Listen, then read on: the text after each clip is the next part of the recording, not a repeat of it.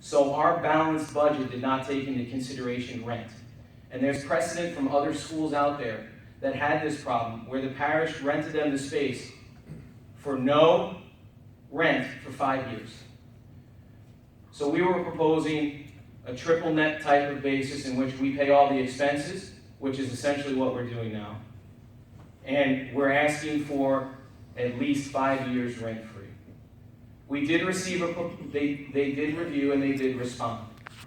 Their response in its most salient terms were: form a domestic corporation to become independent, apply for 501c3 tax exempt status, pay all of the debt off by June 30th, be fully incorporated by June 30th of What? 2016. Yeah. That's impossible. It is impossible. Agreed. That was our response.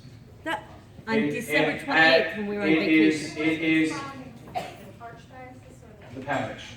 The parish responds to me. So I have experience in these types of things.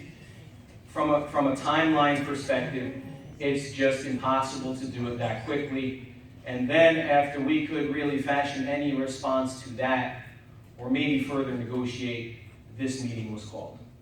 I think that's very important as it relates to the timeline. For those of you who don't know, I have 2 kids in the school. All right, and I'm very upset. And I'm very upset for a whole host of reasons that don't need to be aired here. But I wanted everyone to know the hundreds upon hundreds of hours that were put in here, and that no one, including your principal and your staff, didn't look at those numbers harder than us. They're good numbers. They're legitimate numbers. For whatever reason, as you heard, they're essentially putting it on enrollment. What you also need to know is this, okay? For the last 6 months, we've averaged 2 tours a week of new students in that school.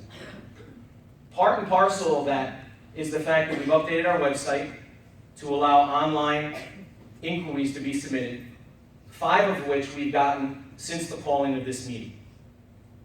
Additionally, we went from something like 30 likes on Facebook to 304 in the matter of 6 months. We've had News Channel 12 do news regarding our educational system. We've had the Milford Mirror write articles regarding our iPads.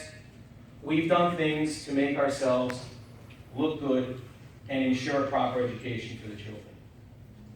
So again, I take great exception to putting it on an administrator of this school who has proven time and time again, along with the teachers, what a great educational system St. Gabriel's has.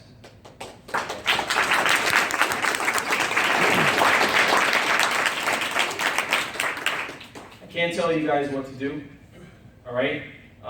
But you know, I'm available and around to answer questions that you might have.